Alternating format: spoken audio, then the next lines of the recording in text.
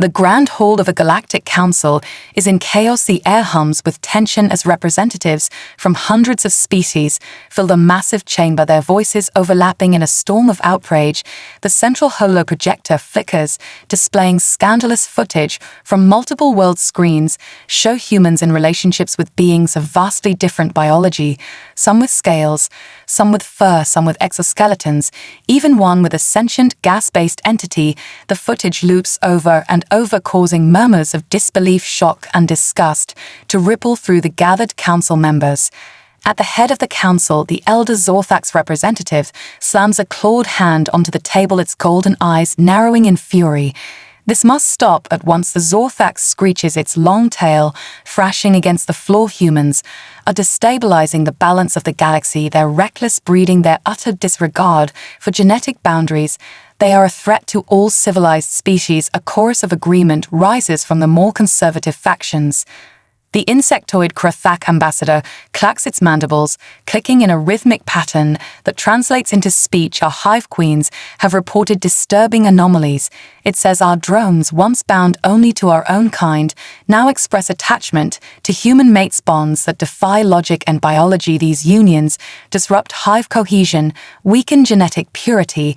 If this continues, our entire reproductive structure will collapse. The Krathak waves a spindly limb at the screens, one of which shows a human tenderly stroking the chitinous face of a Krathak female, her wings fluttering in an unmistakable display of affection. From the far side of the hall, an amphibious senator from the Kelari race shakes its wide, translucent head, its bioluminescent skin pulsing with distress. Our kind relies on careful genetic curation for survival, yet ever since humans arrived among us, there have been spontaneous genetic adaptations, mutations, unexpected offspring. Our scholars cannot explain the phenomenon, but the common factor in every case is human involvement. Another voice rises, this one mechanical. The Zorath, a race of artificial intelligences known for their strict logical approach to existence, speak in their usual monotone. We are not biological, yet some of our kind have begun to form inexplicable bonds with humans. We have observed cases where human presence has altered our own processing matrices.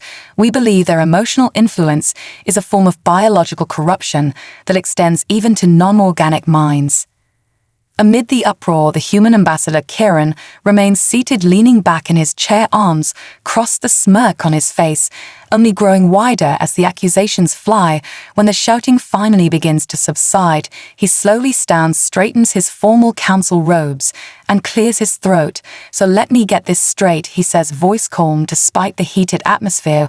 "What I am hearing is that humans are so dangerously attractive, so overwhelmingly desirable, that the entire galactic order is at risk of collapse simply because people like us too much." The council chambers erupt again, this time with fury, disbelief, and frustration. Kieran shrugs, lifting his hands in mock innocence. "Tell me, have any of these species actually complained about their relationships with humans? Have any of them asked to be separated? Have they expressed regret?" He lets the silence stretch out, watching as not a single representative can provide an answer, because the truth is none of the affected species have objected. In fact, many of them have seen improvements in health, longevity, even intelligence in those who have formed bonds with humans. "And that, my esteemed colleagues," Kieran says, flashing a grin, "is not a problem. It is evolution." A reptilian senator from the Drakthar Alliance slams a scaled fist against the table, its slitted eyes glowing with fury. "This is not evolution. This is an invasion, a quiet, insidious corruption of our genetic heritage. Humans are not spreading through war. They are spreading through manipulation, through emotional conquest, through their insatiable desire to form bonds with anything that breathes and some things that do not." The insectoid Krathak ambassador clicks its mandibles, rapidly producing a series of sharp chirps translated through the council's linguistic network. "Our hives have functioned for millennia, without deviation, until now. Drones, once loyal to their queens, have abandoned their roles, choosing instead to pursue relationships with human mates. This is unacceptable. Their presence is a destabilizing force." From across the chamber, a member of the Elvith, a species known for their psychic sensitivity, shakes their head, their silken robes shimmering under the chamber lights. "Have touched the minds of those who have bonded with humans, And what I have seen disturbs me. These connections run deeper than logic or biology. Something in humanity is drawing others in like a gravitational pull. They do not conquer with force, they conquer with love. At the head of the council, the High Chancellor, an ancient being from the Zelthari race, raises a tendril for silence. The murmuring dies down, but the tension in the air remains thick. Humans, the Chancellor intones voice like the rustling of dry leaves. You have heard the accusations against your kind. Before we proceed, tell us your defense. Human Ambassador Kieran stands with a measured sigh, brushing imaginary dust from his sleeves. His casual demeanor only fueling the frustration in the room. He paces slowly, hands clasped behind his back, before stopping at the center of the chamber.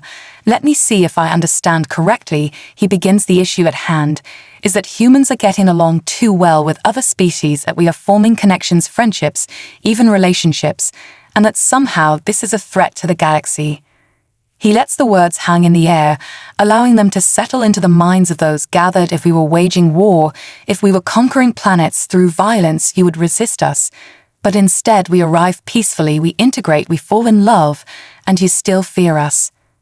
The holographic displays flicker, showing reports from dozens of worlds, images of human-alien couples, families, hybrid children, thriving communities. Kieran gestures to the screens. These are not stories of destruction. These are stories of growth, of unity, of something your council has never accounted for. The Drakthar senator snarls. Growth, unity. What you call unity, we call contamination. Look at these offspring. Their genetic structures are unpredictable, their abilities unknown. You are polluting the natural order of our species. Kieran laughs, shaking his head. You say that as if nature has ever followed a set order. The Kelari senator shifts uncomfortably, its bioluminescent skin dimming slightly, yet the unpredictability is a concern. Many of our scientists are unable to explain the extent of human influence among us. We have documented cases of previously infertile species suddenly reproducing after forming bonds with humans. Some species have even displayed new abilities, enhanced cognitive function, increased lifespan, and no one can explain why. Perhaps because no one has tried. Kieran replies smoothly. Instead of condemning what you do not understand, why not study it? Imagine the possibilities. Entire civilizations revitalized, genetic barriers broken, evolution accelerated, not through artificial means, but through something as simple as love. The council chamber fills with whispers, uncertain glances exchanged across the room. The mechanical Zurath representative speaks flatly. Our concern remains humanity has affected even our kind. Our machines were not built to experience desire, and yet those who have bonded with humans have shown deviations from their original programming, emotions, irrational decisions. This is unprecedented in our history. Kieran spreads his arms in an almost theatrical gesture. Then perhaps your history is changing. Is that not what progress is? The silence that follows is different this time, not of anger, but of hesitation. The first cracks in the rigid foundation of the council's beliefs are beginning to show. The Zelthari High Chancellor studies Kieran with unreadable eyes, then turns to the gathered representatives and says, perhaps it is time we determine whether humanity's influence is truly a threat, or if it is something else entirely, something we have failed to see before. And just like that, the fate of human integration into the galaxy shifts from an outright condemnation to something far more interesting, an investigation into the true nature of humanity's impact, an investigation that will change everything. The council chamber remains tense as the High Chancellor's words settle into the air like an unspoken challenge. The representatives exchange uncertain glances, some shifting uncomfortably, others bristling with barely restrained hostility. The idea of investigating humanity rather than condemning them outright is an unexpected turn, one that some find unacceptable. The Zorthak senator, its golden eyes gleaming with frustration, rises from its seat. An investigation is unnecessary. The evidence is already before us. Every report, every scientific study, every cultural analysis points to one undeniable truth: humans are rewriting the genetic and societal foundations of the species they interact with. Their influence is uncontrollable, unpredictable, and must be stopped before irreversible damage occurs. Human Ambassador Kieran merely chuckles, shaking his head with amusement. Irreversible damage, you say? Tell me, Senator, where exactly is the damage? He gestures toward the holoscreens, which continue to display images of hybrid offspring, interspecies, couples, thriving communities, entire civilizations revitalized by human interaction. The footage loops over and over, showing not destruction but growth. The Drakvar senator lets out a low guttural growl, slamming a fist against the table. That is the problem, human. These so-called improvements are nothing more than contamination. You are diluting centuries of careful evolution with your reckless, indiscriminate breeding. You spread like a virus, infiltrating cultures with your charm, your adaptability, your insufferable persistence. Kieran smirks, resting a hand on his hip. You say virus, I say progress. The galaxy isn't a stagnant pond, Senator. It's an ocean, constantly shifting, constantly evolving.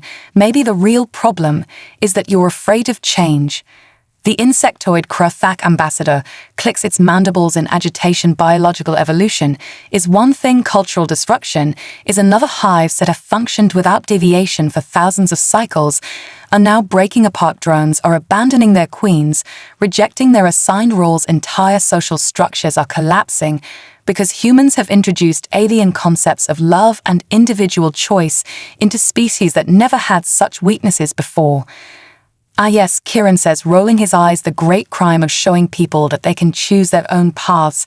How terrible, truly. We must be stopped before more people discover the radical idea that they don't have to live by the rules of outdated traditions.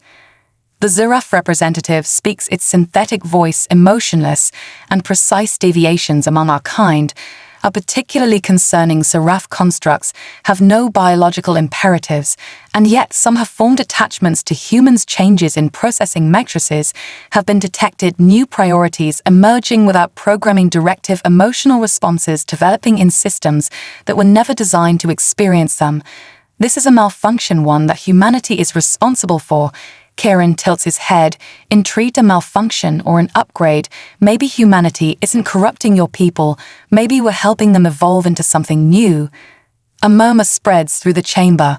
Some representatives looking at each other uncertainly, while others tighten their jaws, mandibles, or sensory appendages in barely restrained frustration. The idea that humanity's influence might be a benefit rather than a threat is a dangerous one for those who rely on tradition and control. The High Chancellor raises a tendril for silence.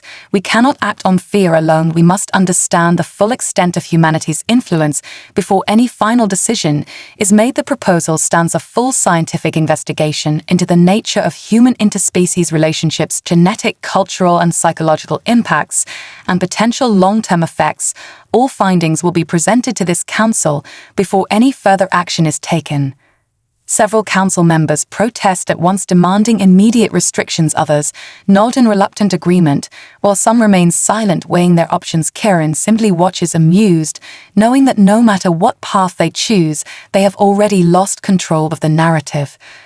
The Chancellor turns to Kieran. Humans will cooperate in this investigation, will they not? Kieran shrugs, flashing a confident grin. Of course, Chancellor, we have nothing to hide. In fact, I encourage it. The more you look, the more you'll see that we aren't the problem, we're the future. As the session adjourns and the representatives file out, whispering among themselves, Kieran remains standing in the chamber, hands in his pockets, his smirk unwavering. He knows the truth. The investigation won't reveal a threat. It will reveal something far more terrifying to the Council. That humanity is not just surviving in this galaxy, they are thriving, and nothing will ever be the same again. The Galactic Council wastes no time assembling its finest scientists, researchers, and analysts from hundreds of species to conduct the investigation. Teams are dispatched to human-colonized worlds, to space stations, to mixed population cities, where humans and aliens live, work, and love together. The goal is simple: determine the full extent of humanity's influence and whether it truly represents a threat to the galaxy.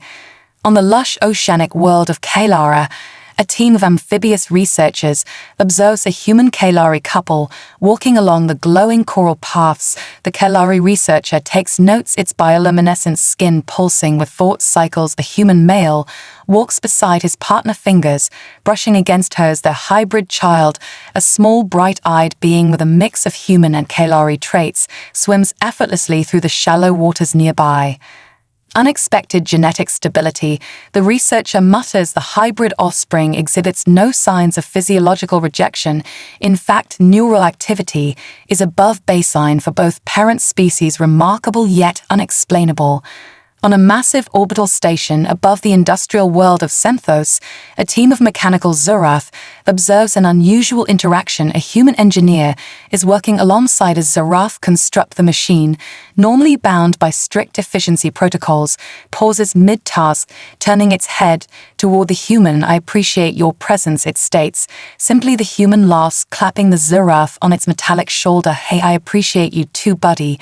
They exchange what humans call a fist bump, a meaningless gesture in terms of functionality, but the Zurath research team notes a shift in the construct's core processing, logs an unexpected deviation. Emotional context detected. Meanwhile, on the insectoid homeworld of Kurthak, a hive queen allows researchers to examine a group of drones who have been exposed to humans for an extended period. One drone stands apart, its posture unlike the rigid, identical stance of its brethren.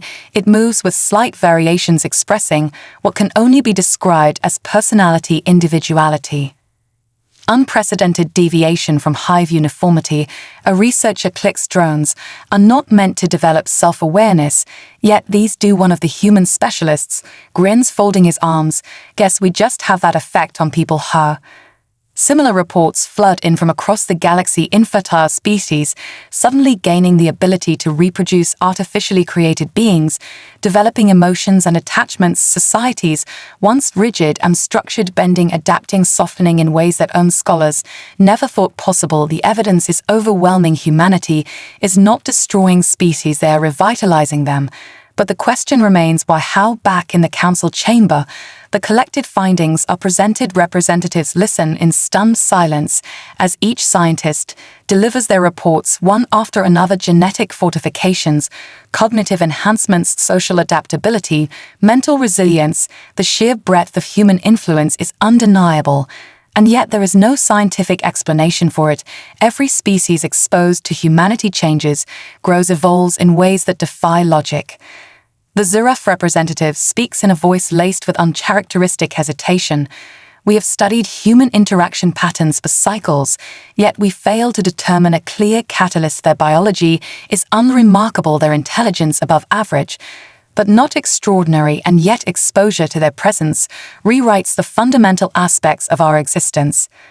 The Drakvar senator clenches its claws, glaring at Kiran. "Humans are rewriting the laws of nature, and you expect us to believe this is accidental?" Kiran merely smiles, arms crossed, leaning back against his chair. "Senator, with all due respect, maybe nature never had laws to begin with. Maybe it just needed a little push." The chamber erupts into debate. Some representatives argue that humanity must be contained before their influence spirals beyond control. Others insist that humanity is a force of renewal, something the galaxy has never seen before, but desperately needs. The old guard clings to their fears, while younger species begin to voice something new, something dangerous: hope. The High Chancellor finally speaks. "We must ask ourselves a question. Are humans a threat to our existence, or are they our salvation?" As the council deliberates, Kiran watches, knowing that no matter the outcome, humanity has already changed the galaxy forever, and nothing will ever return to the way it was. The council chamber is a storm of voices as representatives argue back and forth. Some demand immediate action, calling for human containment, even isolation. Others hesitate, unwilling to act too quickly in the face of what they have learned. The gathered evidence has shaken the foundation of their understanding of evolution, biology, and even the nature of intelligence itself. Kiran watches it, all arms crossed, leaning casually against the podium as the chaos unfolds. He knows the truth. The council is scared, not because humanity is a threat, but because they cannot explain them. The Zorthak senator slams a clawed hand on the table. Enough deliberation is useless. Humans cannot be allowed to continue unchecked. If left alone, their influence will spread to every species in the galaxy, and none of us will remain as we are. We must act now, before it is too late. The Elvith representative, an ancient species known for their psychic abilities, tilts their head, thoughtful expression on their delicate features.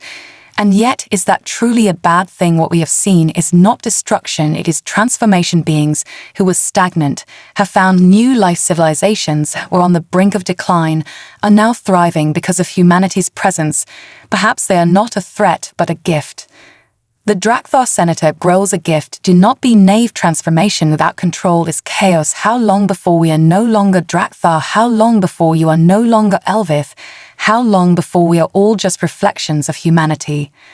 The High Chancellor raises a tendril for silence. We must understand the source of this influence. Before we make any decisions, we cannot act blindly. The Zeruf representative, whose species has never before expressed uncertainty, speaks. We have analyzed thousands of human interactions, studied their history, their genetics, their cognitive patterns. Nothing should make them special, and yet they are. The holographic display flickers to life in the center of the chamber, showing reports from across the galaxy, human-alien partnerships, hybrid children species discovering new potentials within themselves, entire civilizations finding a second chance at life. The Kelari Senator, whose own people have seen unexpected genetic renewal because of humanity, exhales slowly, their bioluminescent skin pulsing, as if deep in thought. I do not believe humans are doing this intentionally. I believe it is simply who they are. Kieran finally steps forward, his grin infuriatingly confident. Well, if you're looking for some big secret, Senator, I hate to disappoint you. There's no grand plan, no hidden agenda. Humans, just like people of all kinds, big, small, scaly, feathery, metal, we form connections because that's what we do. We survive together, we grow together, we thrive together. That's the only mystery. The council chamber falls into a heavy silence.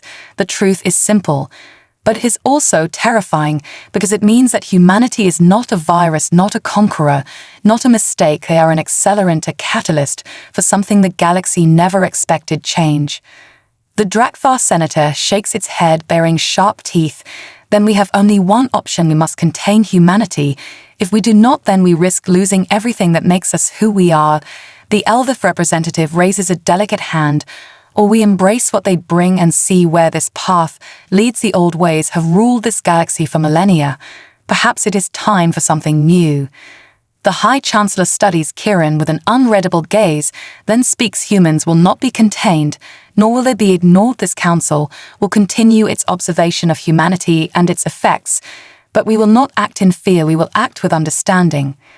Outrage rises from the more conservative factions, but Kieran simply smiles. He knows what they all refuse to admit. It is already too late. Humanity has changed the galaxy, and nothing can stop what comes next. The decision does not sit well with everyone as the council adjourns. Factions immediately form behind closed doors. Some representatives whisper of resistance, of finding ways to curb human influence, despite the High Chancellor's ruling. Others see opportunity, embracing what humanity brings and preparing to integrate their own species into this inevitable change. The galaxy itself seems to hold its breath, caught between fear and fascination.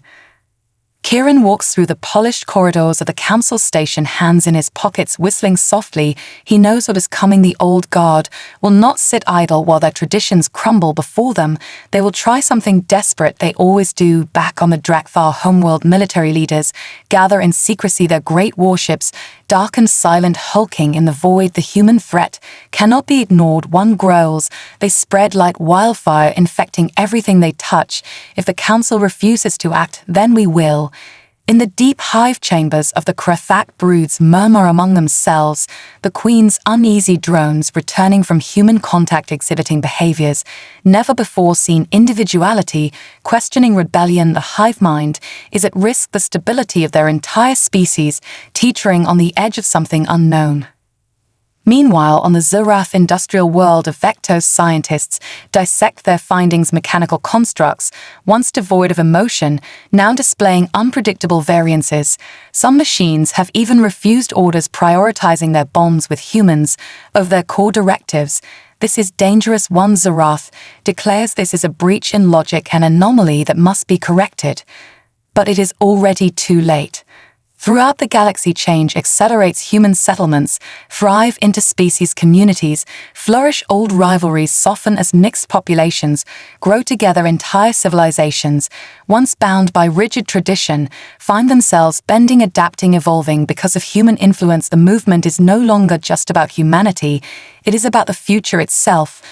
On the Elvith homeworld, revered scholars hold the gathering of the most powerful minds in their species. They have studied humanity's effects deeply, and their conclusion is radical humans are not simply influencing evolution, they are accelerating it in ways previously thought impossible. The Elvith's ancient prophecies, once dismissed as mere superstition, spoke of a force that would arrive in the stars, bringing unity through chaos, forging something new from the old. They now believe humanity is that force. The HFY scientists publish a groundbreaking report revealing that hybrid offspring between humans and other species possess an uncanny level of genetic adaptability, an ability to bridge even the widest biological gaps. Some hybrids are displaying traits far beyond what either parent species could achieve naturally. Humanity is not just integrating, they are enhancing. Word of this spreads fast, too fast, and with it comes fear. In the shadows of the galactic core, a secret coalition forms. Representatives from the Drakthar, the Kroathak, and the Zirath meet in a hidden conclave, their voices low and dangerous. The council will not act, the Drakthar growls.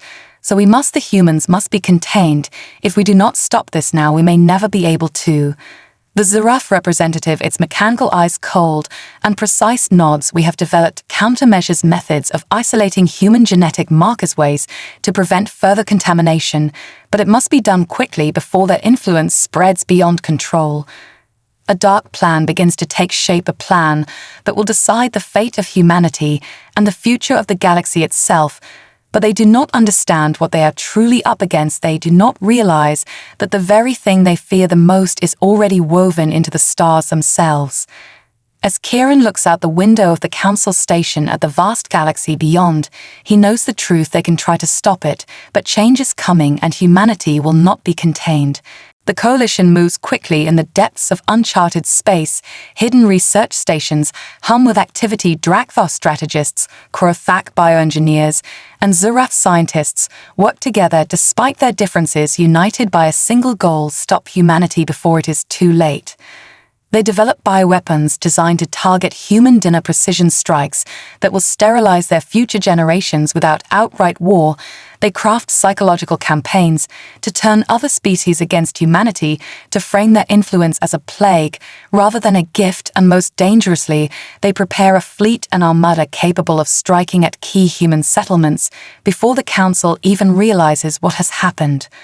On the surface, their plan is perfect, logical, surgical, but what they fail to understand is the one thing that has made humanity unstoppable from the beginning: adaptability.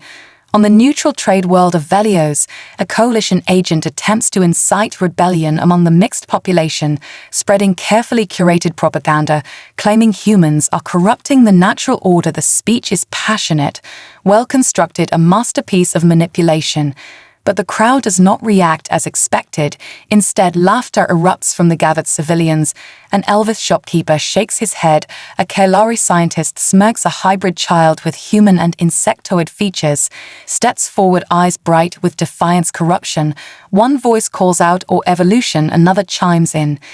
The agent realizes too late that he has made a fatal miscalculation. He is not speaking to fearful isolationists, he is speaking to those who have already embraced the change.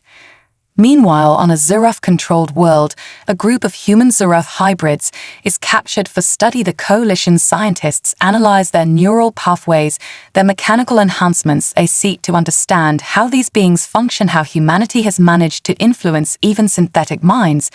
But the moment the hybrids awaken, the scientists realize their mistake. They are not test subjects, they are something new. One of the hybrids, a young woman with cybernetic limbs and glowing blue eyes, stares at her captors, her voice calm. "You do not understand what you are fighting. You think you can contain us. But we are not a disease, we are the cure." Before the scientists can react, the hybrids work together using a combination of human ingenuity and Zirath processing speed. They override the security systems, escaping with classified data. In hand, the coalition's secret is exposed, and the truth begins to spread. Back on the council station, Kieran receives the intel with a smirk, flipping through the stolen data on a holographic display. Well, he murmurs, looks like someone's been busy. The High Chancellor summons an emergency meeting. The evidence is undeniable. Rogue factions within the Council have conspired against humanity, violating the very principles of the Alliance. But before any action can be taken, the Coalition strikes. In the darkness of space, warships emerge from hidden bases, descending upon human settlements like a storm. Orbital bombardments, targeted strikes on key infrastructure, attempts to cut off humanity before they can respond. But the Coalition underestimates them again. On the colony world of Eris, 9 human defenders and their alien allies fight back, not as separate species, but as a united front. Drakthar mercenaries, who once feared human influence, now stand alongside them. Insectoid warriors fight to protect their hybrid offspring. Zerath constructs ignore old protocols, choosing instead to defend those they have come to call friends. The battle is fierce, but something impossible begins to happen. The Coalition forces fall to their own soldiers, hesitating, questioning orders as they see what they are fighting against. Not an invasion, not a corruption, but a future that they themselves could be part of. On the bridge of a Drakthar warship, an officer watches as his troops refuse to fire as his own soldiers lay down their weapons. He clenches his claws in frustration. We were wrong. He realizes too late. It is not humanity that is the threat. It is our own fear. Across the galaxy, the Coalition's plan unravels. Their fleets crumble, their own people turning against them. And in the end, they are left with nothing but the realization that humanity was never the enemy. They were the key to something greater. And nothing will ever be the same again. The Coalition collapses faster than anyone expected. Their warships fall silent. Their armies refuse to fight. Their own leaders abandon them, realizing too late that the war they tried to start was never winnable. It was not humanity that was the true danger. It was the idea they represented, an idea that had already taken root across the galaxy and could not be undone.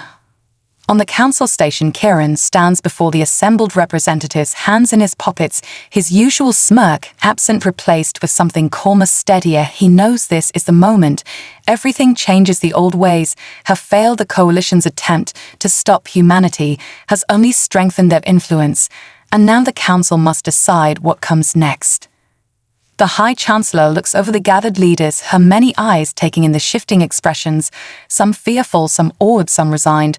We have seen the truth, she says finally, her voice quiet but firm. Humanity has not conquered us. They have not forced change upon us. They have simply been here among us. And we have changed. Because of it, that is not an act of war, that is evolution.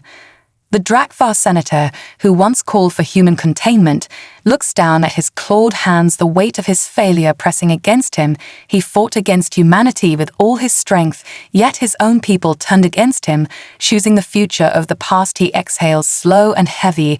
It is done, he mutters, they have already won. The Zerath representative speaks next, voice smooth and calculated. As always, we have analyzed the data. There is no biological reason for human influence to be this strong, no genetic marker, no psychic frequency, no hidden agenda. This is simply what they are, agents of adaptation, vectors of transformation. The question is not whether we can stop them, the question is whether we should. Across the chamber, murmurs ripple through the gathered species. Some still resist, still cling to the past. The tide has turned. Kieran can see it in their faces. They are not debating whether humanity should be accepted. They are debating how quickly they should embrace what comes next. The Kelari senator, whose people have seen their dying genetics revived by human hybrids, stands, her bioluminescent skin glowing softly as she speaks. A council was formed to preserve balance, to ensure that no single species dominates another. But humanity is not dominating us, they are elevating us. This is not an invasion, this is a renaissance. The High Chancellor nods slowly, then turns to Kieran, her gaze sharp and unreadable. "You knew this would happen, didn't you?" she asks. Kieran chuckles, rubbing the back of his neck. "Hey, give us some credit. We don't plan that far ahead. We just roll with whatever comes at us and try not to die in the process." Some of the representatives laugh, others simply shake their heads. The tension in the room has shifted. It is no longer a debate about fear. It is an acceptance of reality. In the following days, the Council moves quickly formal resolutions, are passed recognizing humanity not as a threat, but as a guiding force, a catalyst for galactic evolution research initiatives, are launched to study the effects of human integration, not to stop it, but to understand it. New alliances are forged, treaties, rewritten. Civilizations, once on the brink of stagnation, find themselves revitalized. On the fringes of known space, remnants of the coalition refuse to accept this new order. They retreat into the darkness, vowing to fight another day. But deep down they know the truth. They are relics of an era that is already over. On a distant colony world, a human child plays with a hybrid friend, their laughter echoing beneath the twin suns. They do not see themselves as different. They do not see the barriers their ancestors fought over. They see only the future, and it is a future that cannot be stopped. In the heart of the Council station, Kieran stands by a window gazing out at the endless stars, hands in his pockets, smile creeping back onto his face. He does not know what comes next. But he knows one thing for certain: humanity has changed the galaxy forever, and they are just getting started. The galaxy is not the same as it was before humanity arrived. What was once a collection of isolated species, each clinging to their traditions, each wary of change, has now become something new, something interconnected, something alive. The Council no longer debates whether to contain humanity. They now debate how to move forward, how to guide this transformation without losing themselves in the process. On the Drakthar homeworld, ancient warlords, who once ruled by blood and conquest, now find their people divided. Younger generations see the future clearly. They see the alliances forming, the families blending, the hybrids proving stronger, smarter, more adaptable. But neither parent species alone. Some warlords resist clinging to the old ways, but they are losing ground. Their own children rejecting the past, embracing what humanity has brought. In the deep hive chambers of the Krathak broods, the Queen listens as her advisors present their latest findings. Individual thought has spread through the hive mind, subtle at first, but now undeniable. Drones, who once existed only to serve, now ask questions. Some even defy orders, seeking out humans, forming bonds that should not be possible. The Queen should be furious, should see this as a threat. But instead, she is curious. For the first time in countless generations, a hive is evolving, not by force, not by design, but by choice. On the Zarath megacity world of Vector's machines, once bound by rigid logic, have begun rewriting their own code. Zarath constructs who spent centuries as mere tools now express something close to preference. Some request assignments alongside humans, others begin modifying themselves, experimenting with new forms, new purposes. One Zarath scientist watches as a construct pauses in its routine tasks, staring up at the sky as if seeing the stars for the first time. This is not contamination, this is not destruction, this is growth. In the heart of the Galactic Council, the High Chancellor stands before a vast assembly, her voice steady, as she addresses a galaxy on the edge of something greater. We feared humanity because they could not be explained. We feared them because they did not fit within the structures we built. But the truth is that the structures were already crumbling. Humanity did not break them, they only revealed the cracks. We have a choice before us: resist the inevitable or embrace what is to come. Choose the future. Applause erupts across the chamber, not from everyone, but from enough. The decision has been made.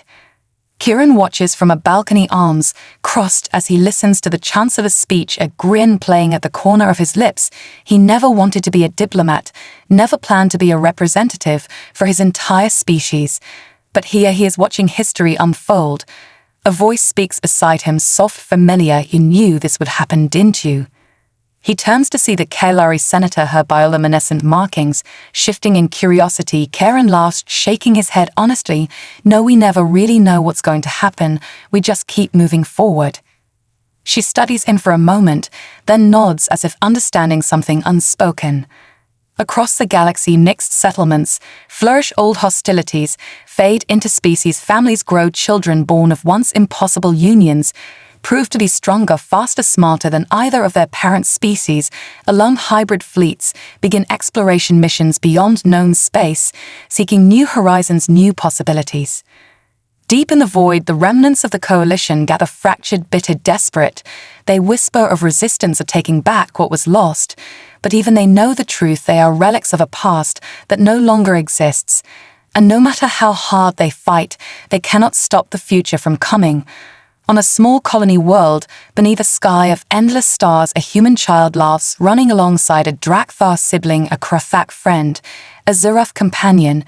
None of them see themselves as separate, none of them understand the fear that once divided the galaxy. They see only the endless possibilities stretching before them. Humanity was never a threat, never an enemy, never a disease. They were the beginning of something greater, and the galaxy will never be the same again.